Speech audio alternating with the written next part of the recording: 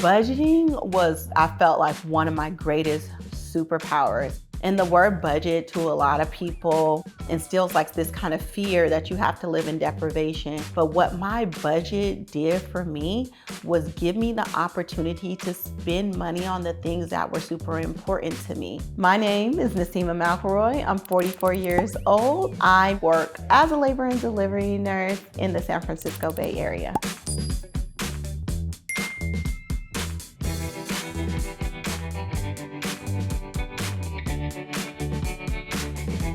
That second job, ironically, covers a lot of my childcare expenses as a single mom. I actually took 3 months off of work just to focus on my family and recovering and finding a little bit of that balance.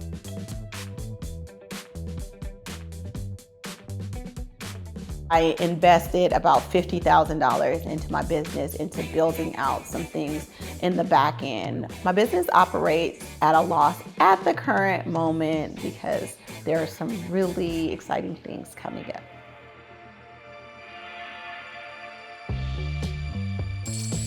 I am a mom of 3 beautiful girls. Having childcare is rather a big line item in my budget. I prioritize financial independence. So as soon as I got to the point where I was able to max out a 403B and a 457 and invest in a Roth IRA, I started investment accounts for my kids.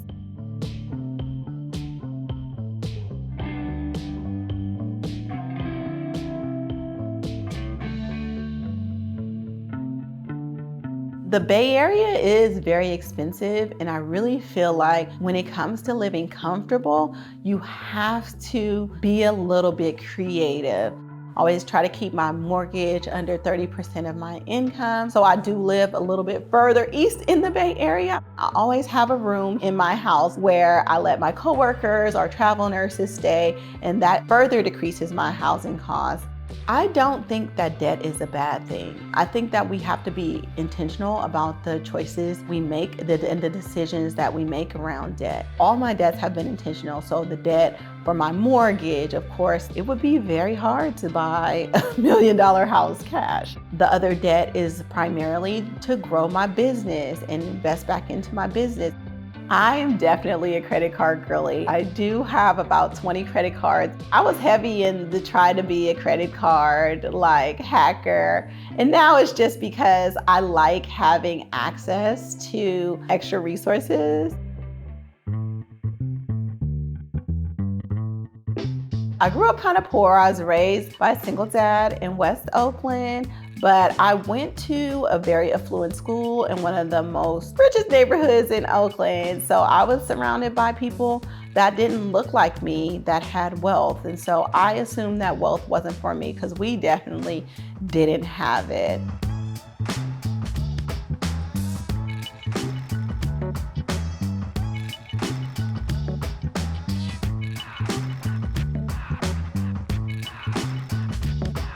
My biggest money mistakes in my 20s was investing in real estate and not really understanding what the investment meant, not really understanding the cost of home ownership and the cost of being a landlord and dealing with a lot of personalities. And those lessons caused me to have 2 short sales and 2 foreclosures and ultimately have to file for bankruptcy in my 20s.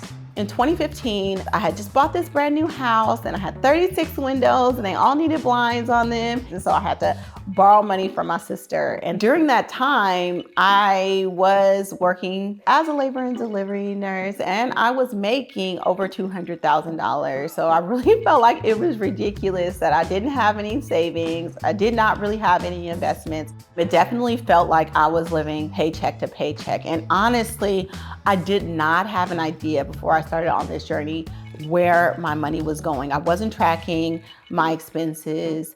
In 2015, I set out on a mission to take the same level of intentionality that I had in getting all my other degrees into learning how to better manage my money and fix the money mistakes that had gotten me to that point where I was borrowing money to put blinds on my windows.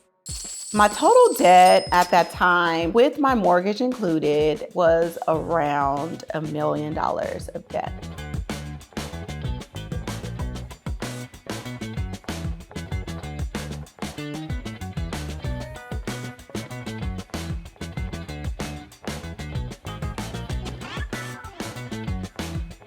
So the first thing that I had to change was to figure out actually how to budget. And I used a method called zero-based budgeting. When I mastered that, I was able to, without working extra, consistently put about $4,000 a month towards debt.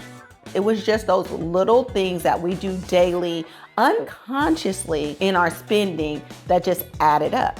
When I was able to figure out my budget, I realized that, number one, I did not have to change anything in my lifestyle, but I was now being intentional so that the things that I was actually spending money on actually felt like something, and they were actually the things that I wanted and desired. So as part of my debt payoff plan, I use a strategy called the debt snowball, which is where you line up your debts from your smallest debt to your largest debt based off of the amount of the debt, not the interest rate, the amount of the debt, and you tackle the smallest debt while just paying the minimum on the other debt. Once that smaller debt is paid off, now you have that minimum payment plus whatever extra you're able to put on to that next debt.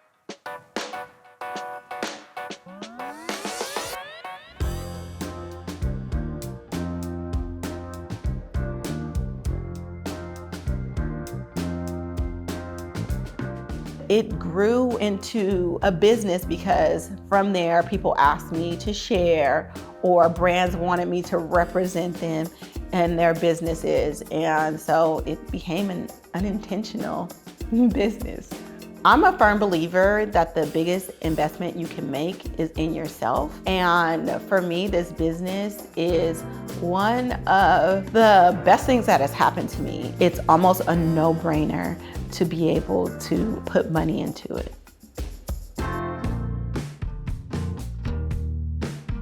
I believe my business could totally be my full-time income source. I definitely believe in the next year it can totally replace and far surpass my nursing income. The thought of quitting nursing is so hard for me because I love being a nurse. But there's also times where, we do experience those lows.